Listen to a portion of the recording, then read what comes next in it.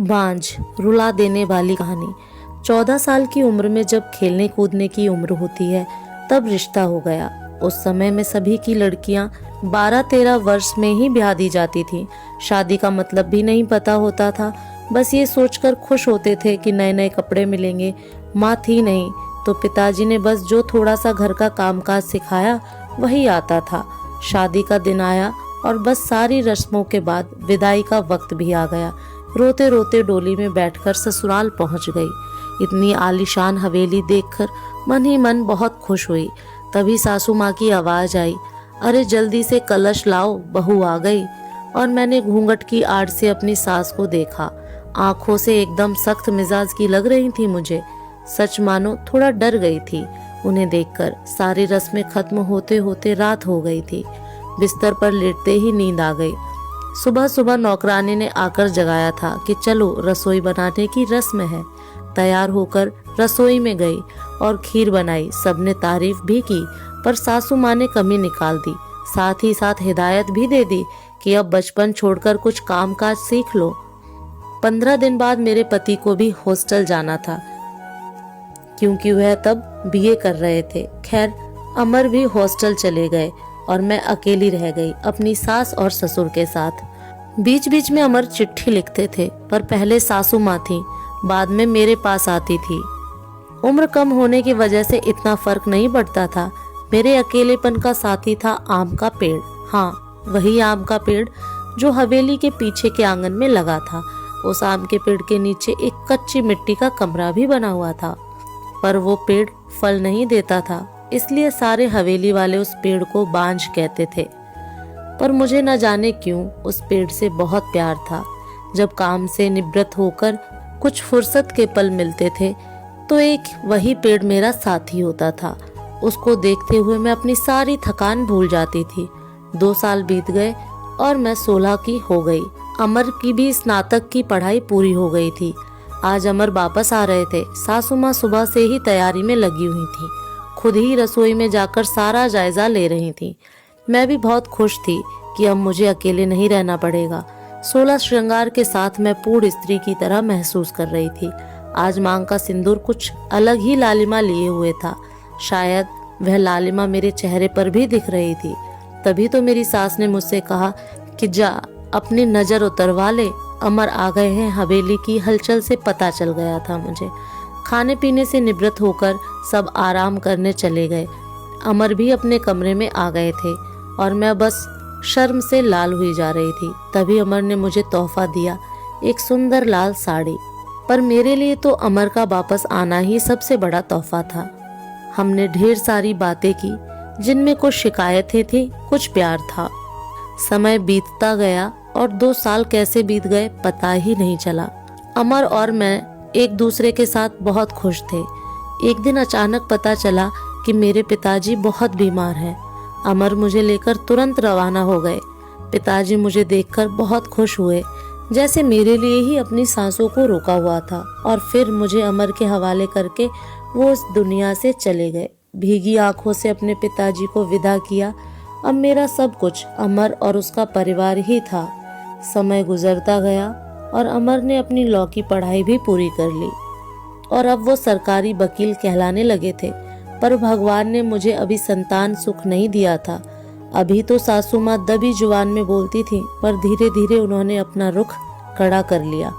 अमर बहुत व्यस्त रहते थे अपने काम में, सो वो मेरे पीछे सारा दिन पड़ी रहती। धीरे धीरे सारे गांव में ये बात फैल गई कि हवेली की बहू बांझ है। तीर की तरह चुभता था ये शब्द, पर कुछ कह नहीं पाती थी, सिर्फ आंसुओं से दिल हल्का करती थी। अमर मुझे दिलासा देते थे, पर लोगों का व्यवहार अंदर ही अंदर मुझे खोखला कर रहा था। अभी मेरी उम्र ही क्या थी, सिर्फ 19 साल, और लोगों ने मुझे बांझ बना दिया। बचपन से ही शरीर से दुबली पतली थी मैं। फिर माँ के मरने के बाद ठीक से पालन पोषण भी नहीं हो पाया था। एक दिन अमर जब दोपहर के खाने पर घर आए तो सासू माँ ने फरमान सुना दिया कि हम अमर की दूसरी शादी करेंगे। उफ, इतना बड़ा धोखा अमर कैसे दे सकते थे मुझे। नहीं, ऐसा नहीं हो सकता। बत्ती बुझा दो, मुझे सोना है। अमर, कुछ बात करनी है आपसे, मैं थक गया हूँ। धानी, मुझे सोने दो। अमर, क्या आप दूसरी शादी करेंगे? धानी, मैंने कहा ना, सोने दो मुझे, थक गया हूँ। तुम सब लोगों की चिक चिक सुनते सुनते उधर माँ है और इधर तुम। परेशान हो गया हूँ मैं, मन करता है आत्महत्या कर लूं। नहीं अमर, ऐसा मत कहिए, धानी ने अमर के मुंह पर हाथ रखते हुए कहा। आपके अलावा अब कौन है मेरा? धानी करवट लेकर सारी रात आंसू बहाती रही और जब सुबह उठी तो एक टूटी हुई औरत बनकर, जो मजबूर होकर हर चीज से समझौता कर लेती है। सारी रात यही सोचती रही कि शायद अमर ने भी मौन स्वीकृति दे दी है दूसरी शादी के लिए, पर उसे ये कहाँ मालूम था कि उसकी माँ ने किस हद तक उसे मजबूर किया है दूसरी शादी के लिए। 1 महीने के अंदर ही अमर की दूसरी शादी गेंदा से हो गई। गेंदा अमर की माँ की दूर के रिश्तेदार की बेटी है। धानी अपना सामान उस पीछे वाले कमरे में रख ले, आज से गेंदा इस कमरे में रहेगी अमर के साथ। सासू माँ ने हाथ नचाते हुए कहा, कैसे छोड़ दूं ये कमरा? नहीं, ये मेरा कमरा है, जिसे जहां जाना है जाए। पर फिर ख्याल आया कि जो ब्याह कर इस घर में लाया था, जब वही मेरा नहीं है तो ये कमरा कैसे मेरा हो सकता है? ऐसा सोचते हुए आंखों में आंसुओं का सैलाब उमड़ पड़ा। सिंदूर की डिब्बी और कुछ कपड़े लेकर उस कच्ची मिट्टी के कमरे की तरफ बढ़ गई। सामान एक कोने में रखकर खिड़की पर बैठ गई और उस आम के पेड़ को देखते हुए उसको निहारने लगी। इसे कुछ कम हो जाएगा, किस्मत कहूँ या कुछ और, कि आज मेरी हालत भी इस पेड़ की तरह हो गई है, अकेला, बेसहारा। जैसे ये अभी तक अपने अस्तित्व को बचाने में सफल रहा है, क्या मैं इसकी तरह अड़िंग और मजबूत रह सकूंगी, या फिर किसी कमजोर लता की तरह मुरझा जाऊंगी और अपना अस्तित्व खो दूंगी? नहीं, ऐसा नहीं होगा, मैं मजबूत रहूंगी। जब ये बेजुबान पेड़ सबसे लड़ सकता है तो मैं क्यों नहीं? अपने विचार श्रृंखला से बाहर आते ही मैंने अपने आप को संभाला और हर स्थिति से लड़ने के लिए तैयार किया। दिन गुजरते गए और मैंने घर के कामों में अपने आप को व्यस्त कर लिया। अपनी कोठरी के आसपास खूब सारे पेड़ लगाए और बाकी बचे हुए समय में उन पेड़ों की देखभाल करने लगी। साथ ही उस आम के पेड़ की खास देखभाल करती थी। गेंदा एक सुलझी हुई लड़की है। वो जब भी मुझसे बात करने के लिए आती है, मेरी सासू माँ उसे बहाने से बुला लेती। अमर पहले से भी ज्यादा व्यस्त रहने लगे थे। मुझसे बात तो करते थे, पर एक पछतावा हमेशा उनकी आंखों में दिखता था। शायद मेरी हालत देखकर बुरा लगता था उन्हें, पर माँ के खिलाफ जाने की हिम्मत नहीं जुटा पाते थे। गेंदा के दिन खुशी से गुजर रहे थे और मेरे दिन बस गुजर रहे थे, और देखते ही देखते वो दिन भी आ गया जब गेंदा ने खुशखबरी सुना दी कि वो माँ बनने वाली है। पूरी हवेली में त्योहार जैसा माहौल हो गया। सारे नौकरों में तोहफे बांटे जाने लगे। मैं भी बहुत खुश थी कि चलो अच्छा है, अब घर में एक नया मेहमान आएगा। शायद मेरी जिंदगी का सूनापन। गेंदा बहुत कमजोर थी और उम्र भी 16 साल। उसे बहुत तकलीफ होती थी। अब सासू माँ का आदेश था कि उसकी अच्छे से सेवा की जाए, जिससे कि उसकी कमजोरी दूर हो सके। सारी देखभाल के बाद भी गेंदा का वजन कुछ खास नहीं बढ़ रहा था। एक दिन चिंतित होते हुए मैंने अमर से कहा कि गेंदा को शहर में किसी अच्छे डॉक्टर को दिखा लाओ, पर सासू माँ ने ये कहकर मना कर दिया कि हमारे भी बच्चे घर पर हुए हैं और अमर की वही पुरानी आदत कि अपनी माँ के खिलाफ वो जा ही नहीं सकते थे। एक दिन गेंदा की तबीयत कुछ खराब होने लगी। उसकी सांस बहुत फूल रही थी। घबराकर मैंने गांव के वैद्य जी को बुलावा भेजा। वैद्य जी ने आकर कुछ दवाइयां दी और खून की कमी भी बताई, और जब मैंने अमर को ये सब बताया तो सासू माँ ने मुझे गेंदा से दूर रहने का आदेश दे दिया, ये कहकर कि एक बांझ की छाया भी नहीं पड़नी गेंदा पर। खैर, मुझे गेंदा से दूर कर दिया गया और मैं फिर से अपनी कोठरी में अकेली सारा दिन बंद रहने लगी। या यूं कहूँ कि अंदर ही अंदर मैं खुद भी डर गई थी कि कहीं सचमुच मेरी वजह से गेंदा को कुछ न हो जाए। कुछ दिन बाद रात में नौकरों का शोर शराबा सुन के मैं आंगन की तरफ भागी। देखा तो गेंदा के प्रसव का समय आ गया था। गांव की बूढ़ी औरतें और दाइयों को बुलाया गया। पूरी हवेली में हलचल का माहौल था। मैंने अमर की तरफ देखा, बहुत डरे हुए लग रहे थे। उनके पास गई और उन्हें थोड़ा धैर्य रखने को कहा। थोड़ी देर में बच्चे की किलकारी गूंजने लगी। हम सभी की खुशी का ठिकाना नहीं था। पर तभी काकी ने बाहर आकर बताया कि गेंदा की कमजोरी और खून की कमी के कारण वो गेंदा को बचा नहीं पाए। बेटी को जन्म देते ही गेंदा का देहांत हो गया। हाय, पोते का मुंह नहीं देख पाई मैं, अब कैसे मेरा वंश चलेगा। सासू माँ का बिलाप सारी हवेली में गूंज रहा था। उस छोटी दूध मुंही बच्चे को देखकर मेरा कलेजा मुंह को आता था। ऐसे लगता जैसे वो मैं ही हूँ। मैंने उसे कलेजे से लगा के रखा। जिनकी माँ नहीं होती वो बच्चे कुछ ज्यादा ही समझदार होते हैं शायद। जरा भी परेशान नहीं करती थी वो मुझे, बस दूध पीती और सो जाती थी। सासू माँ का वही राग चलता रहता है कि लड़कियों से वंश नहीं चलता है, पर अब शायद किसी को फर्क नहीं पड़ता था। अमर अब पहले से खुश रहने लगे थे।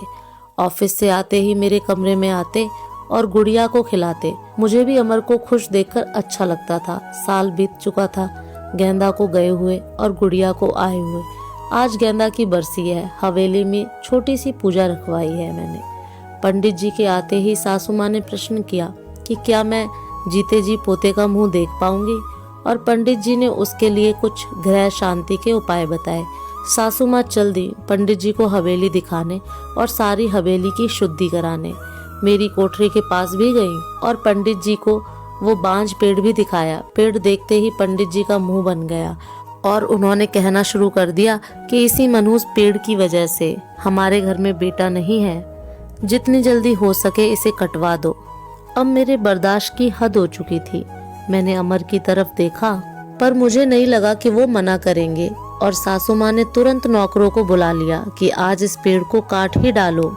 मुझे कुछ समझ नहीं आ रहा था कि क्या करूं, कैसे अपने सुख दुख के साथी को बचाऊं। जैसे ही वो कुल्हाड़ी लेकर पेड़ काटने आगे बढ़ने लगे, मैं फुर्ती से भागकर उस पेड़ से लिपट गई और विनती करने लगी कि पेड़ को छोड़ दो, पर वो लोग नहीं मान रहे थे। मैं रोती जा रही थी पर किसी को तरस नहीं आ रहा था।